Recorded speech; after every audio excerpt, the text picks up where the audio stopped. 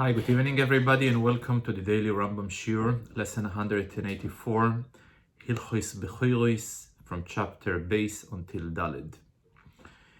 In these days when the entire Jewish world and the world in general is paying attention to what's going on in Israel, and as Chassidim, we are tuning in to Divrei Ono Ein Lonu Ela Divrei Ben Amram.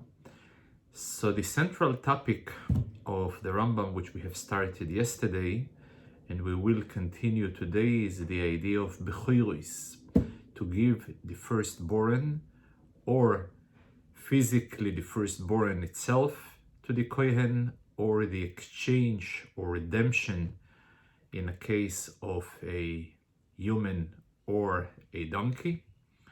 And the idea behind is to remind us the miracle of our exodus out of Egypt, thanks to the final mako, the makas bechorot, the last punishment, which was the makeh bepatish, that forced Paro finally to release our nation from a state of slavery to a state of chirus.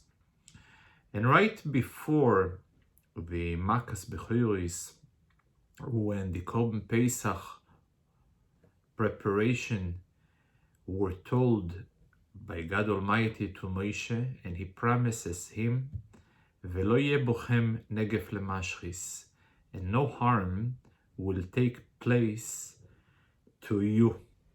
And Rashi brings from the Medrash that basically he gave him two promises, that no matter whether an Egyptian person will stay in a Jewish household, he won't be protected and he will die in this Makas Bechorot.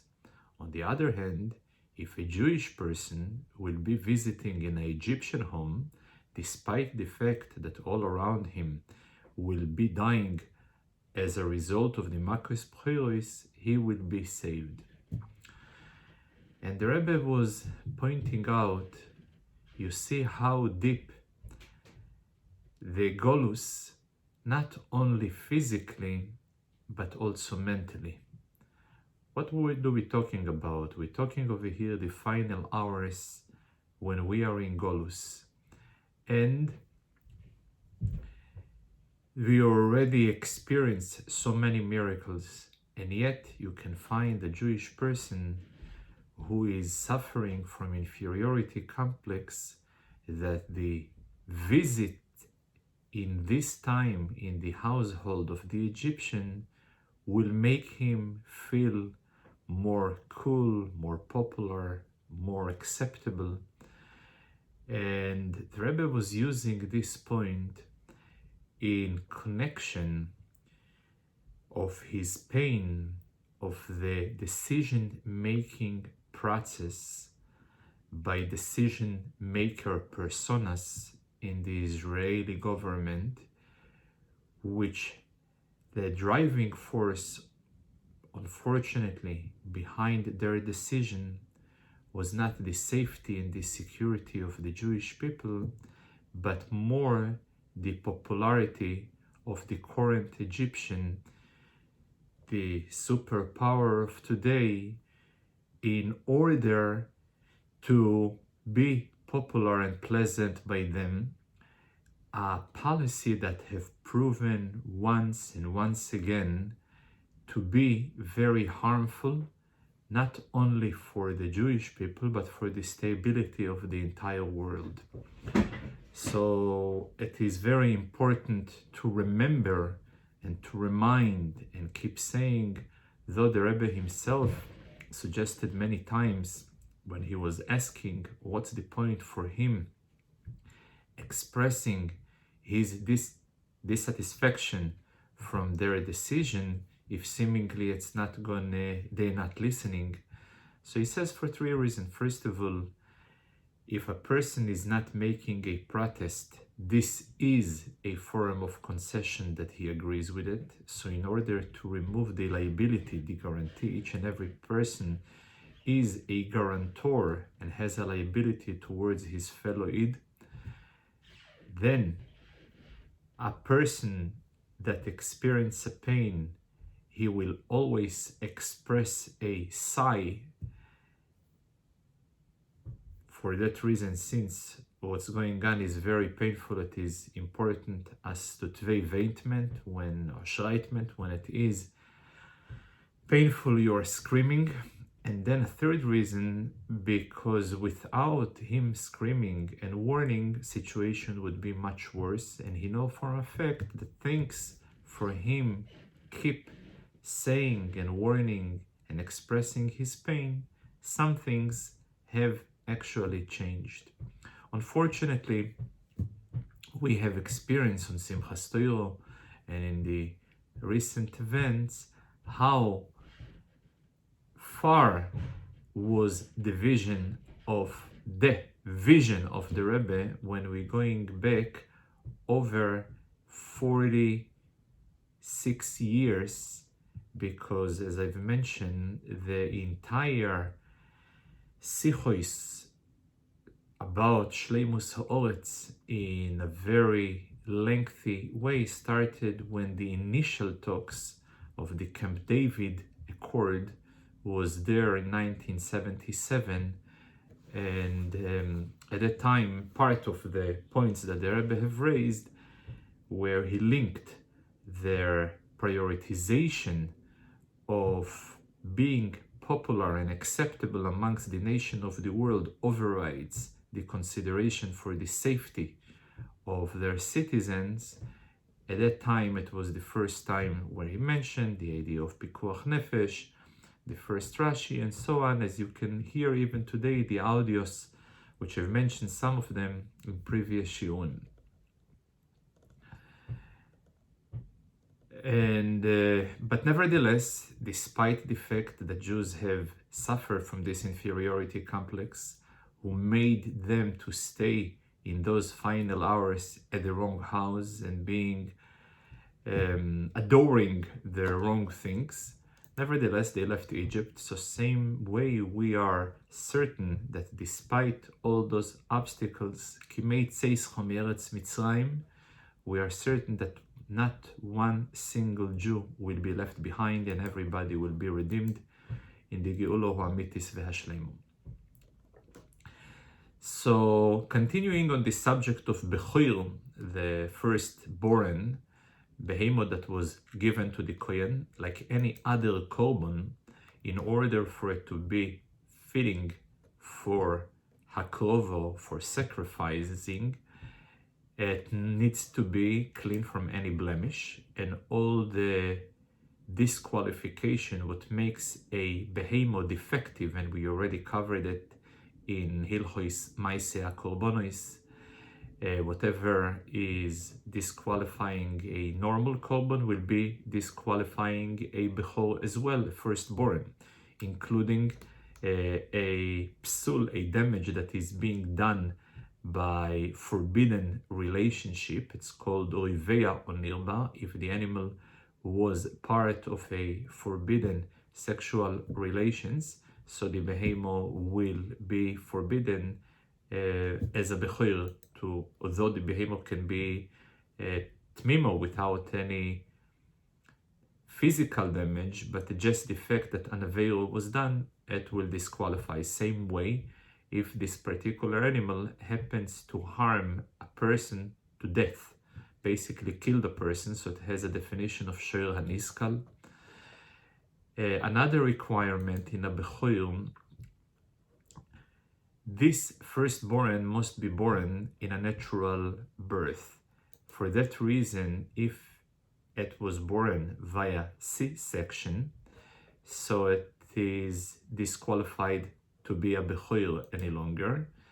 On the other hand, it can be a scenario where two animals were born. The first one came out with a C-section, and the second one came out in a natural way. Both of them will be disqualified as Bechor.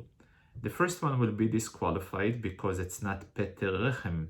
It's not a born via the womb. On the other hand, the second one will be disqualified because it's not the first, although he happens to be born, but it's not the first. So the first one is not born, and the second one is not the first.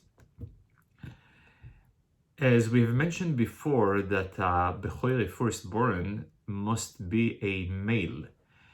And if it's not a male, not only if it is a female, but even if it is an androgynous that has both reproductive female organ and male organ, so in this case there is no kedusha whatsoever, and there is no linkage to the kohen. On the other hand, a tumtum, where it is not clear, since it's being covered with skin, with flesh, and therefore it may be male, it may be female, so it will be considered a sofek bechor, and for that reason it would be eaten only after the blemish, after a defect, after a mum, a real blemish fell into this animal. The kohen cannot have it since it is a sofek, and like any other sofek, I will apply the rule, hamoitzi mechaveri, anybody who wants to break this status, the burden of proof is upon him. A sheep that gave birth to something that looks like a goat, as long as it has some of the signs of the mother, it will be considered a bechor, but again, it's not going to be offered as a sacrifice, since it is a Baal mum. There is no bigger mum, there is no bigger blemish than a shinui, a change, a deviation mibriose from its natural appearance.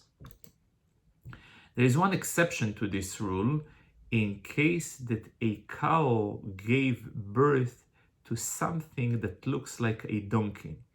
In such a case, it will belong to the kohen, and the reason, because a donkey happened to be a type of an animal that has a shaychus to the kohen, like a peter chamoir. For that reason, this will be the only exception where a animal that is possessing a deviation from its natural appearance would be clearly to a kohen. On the other hand, if it gave birth like a cow gave to a birth to something that looks like a horse or a camel, though it possesses some of the signs of the poro of the cow, nevertheless, it is a sofek bechor, and the owner can eat it. And the kohen must to bring a proof, and until he brings the proof, it will stay by the owner. However, if the kohen went ahead and grabbed it, and he took possession, at this point, the owner, the burden of proof is upon him, so it will stay by the kohen. So this is the idea. In such a sofek, according to the Rambam's view, any type of a sofek, moment that one of the parties grabbed it, so it stays by him, and the burden of proof is upon the original owner. It is forbidden to place intentionally a defect into a bechor in order to prevent his sacrifice upon the altar. And anybody who does it, he is being penalized, that he won't be able to benefit from this bechor. He won't be able to benefit until a new blemish appears, but he cannot benefit based upon the current blemish. However, the son of his, if he dies, he will be able to benefit from the Bechor. And the reason is because I will always penalize the one who actually committed the prohibition, but his son should not be suffering any consequences for the action of his father. Not only a direct harm that will bring a mum is forbidden, but even indirect harm will also going to be forbidden. The only thing that will be allowed is only a sentence that is basically a hint. For example, a person can say, if this particular animal had a blemish, I would have been able to benefit from it.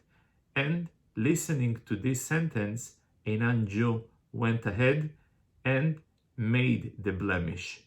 So he was not commending the non-Jew. The non-Jew have done it on his own initiative.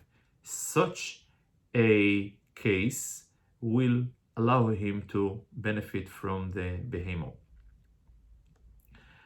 There is another scenario when a person reacts to a violence of the animal and as a result kicks the animal, and the animal gets a blemish as a result of him kicking the animal. Such a case, again, he will be able to benefit because it is not considered that he done it intentionally, he just did it of self-defense. Generally, kohanim, they are suspected to intentionally put a blemish into the animal, and therefore they are not reliable to testify upon their own animal that this is a Baal Mum. However, they are reliable to testify about the animals of their fellow Kohens, that this particular mum came out on its own, have not caused by intentional type of a harm. The reason why they will be reliable to testify about the animals of their friends, since there is a general rule, Ein odom choite velo eloi. A person will never commit a sin, not for his own sake, for the sake of others. In other way, a person is not going to commit a crime just for other people to benefit from. He will do a sin in order for himself to benefit, but not only purely for others. For that reason, a kohen will be reliable to testify for others that this particular mum, me'elov nofal, fell on its own without a deliberately by the owner of the things. In the second chapter of today's shiur, the Rambam discusses the qualification that are necessary to determine if that particular Bechor is a Baal Mum. The person, the specialist who determines, is called a mumche, and a license was granted to him in order to be able to qualify if this Bechor should be slaughtered outside the temple or not. Even it is a visible and a clear mum, still you gotta go to a mumche. If there is no mumche, there is no specialist, you can do it based upon 3 bnei haknesses, is people, ordinary people, that they are not as qualified as the person, but again, they will be allowed to do it only A, there is no mumche around, B, that the blemish is clear and visible. A mumche, he is allowed and permitted to take a fee for his services. However, the fee structure must be the same fee for whether he will determine that it's a mum, that it's qualified for offerings or not. It should be identical regardless. It should be the same fee, and also the fee structure should be linked per animal, not per visit. In other words, the owner of the animal would be able to bring the animal for inspection by him as many times as he wishes, and he will still charge the original price per animal regardless how many times are being visited. The reason? To prevent any ulterior motives in the decision-making process of the mumche. A person who is suspected to deliberately put a mum in the Bechorot, it is forbidden to buy from him also a meat of deers, because it is similar to the meat of a calf. Also, a person who is not licensed to be a mumche, and yet he went ahead and he was determining that a certain bechor can be slaughtered. So he must pay for basically the unlawful practice, and the bechor that he permitted must be buried. Also, if a person went ahead and he did not even went to the mumche and he slaughtered and the bechor, and he went ahead and sold it, so it is considered the treatment towards him from a financial standpoint will be the same treatment as he sold treif meat.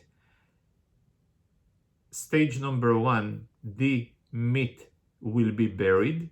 Stage number 2, he must return the money he collected for the sale of the meat from the buyer, even if they have ate it and nothing left, since he was basically sold them something that is not kosher.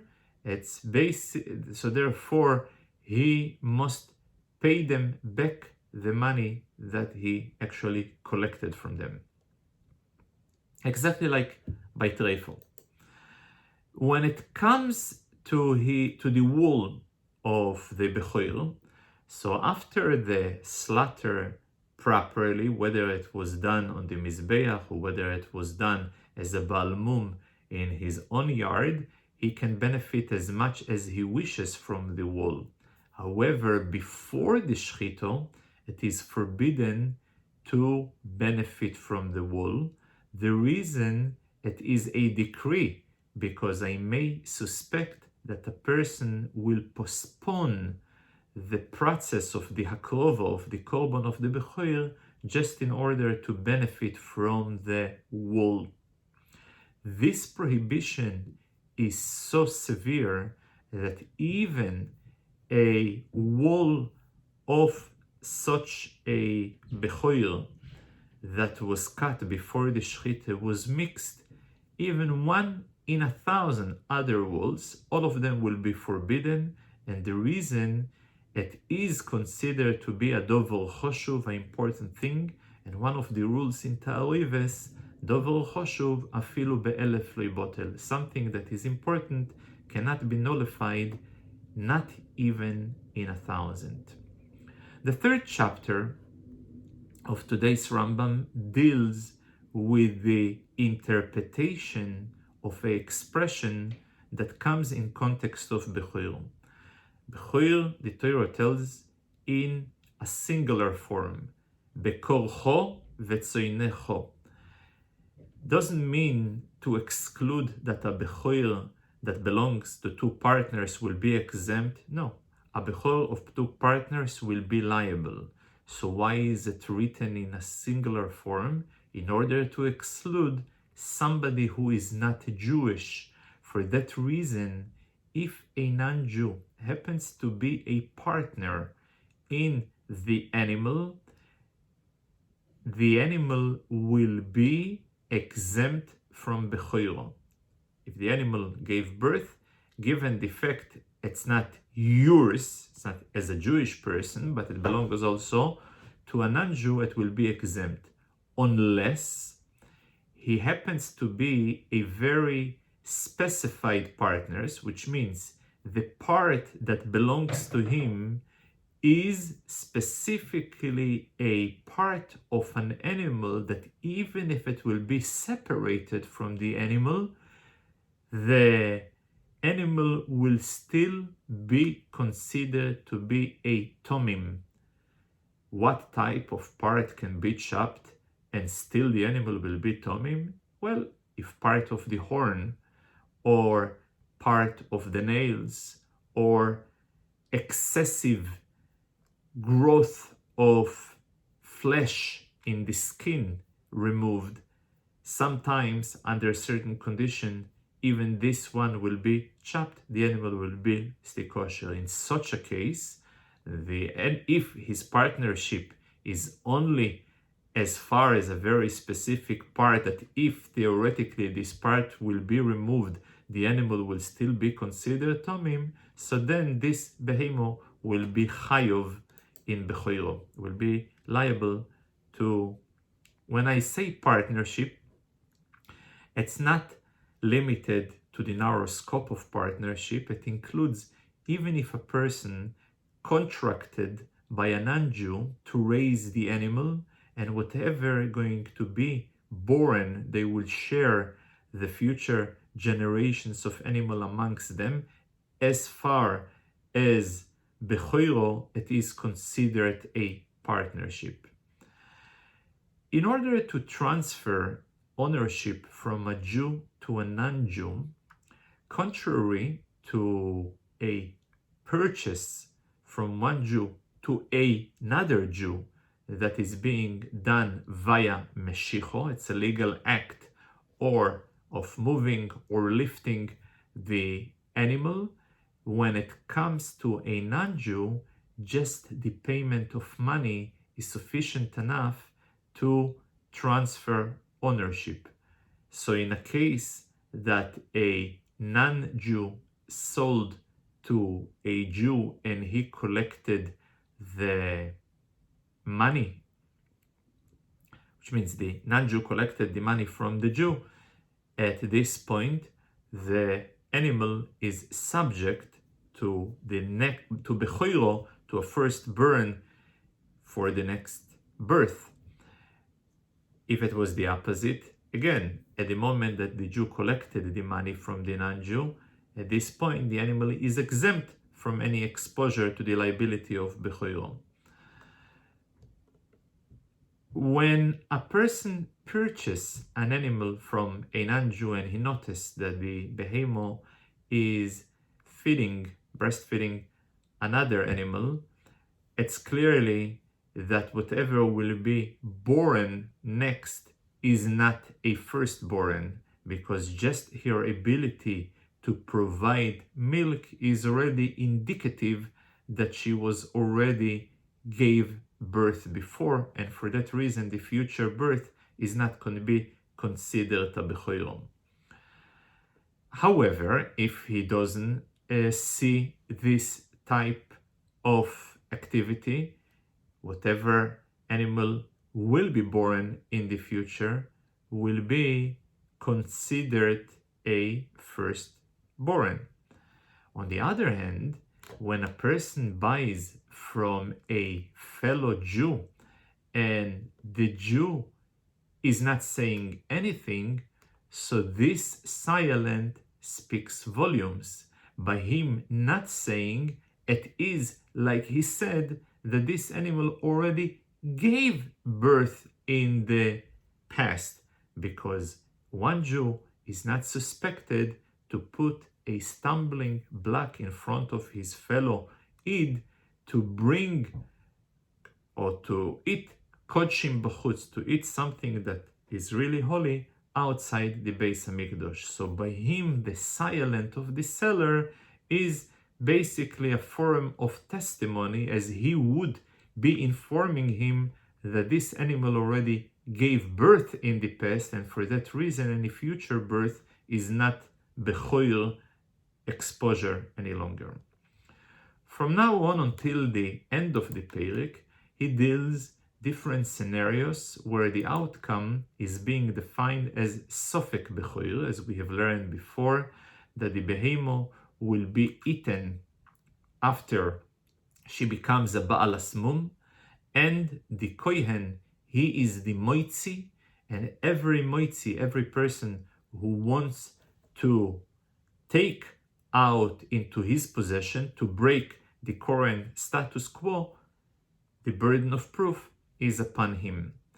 These sfeikos are quite many, but they include some. I'll use two examples. Example number one, where the behemoth was miscarrying, had a miscarriage of something that is not clear whether it was a real fetus or not. So for that reason, the future animal will be under question whether whatever she was miscarrying was a actual behemoth. For that reason, the second one is not a bechor, or the opposite. There is another case that Bechorot was born, but he covered him before the birth with some fibers. So when he came out, his flesh was not in contact with the skin of the womb. So the question over here, if this is considered to be a pet rechem or not. There is another case where while the animal came out, he, together with the Bechor, came out part of the womb as well. And this is the idea, whether he came out or still the rechem is still surrounding him. So, and there are many other scenarios similar to it, where, as we have mentioned before, in any type of a sofek, the Bechor should be eaten by the owner Bemumoi, and the Kohen is the Moitzi, and the burden of proof is upon him. Thank you very much, and all the best.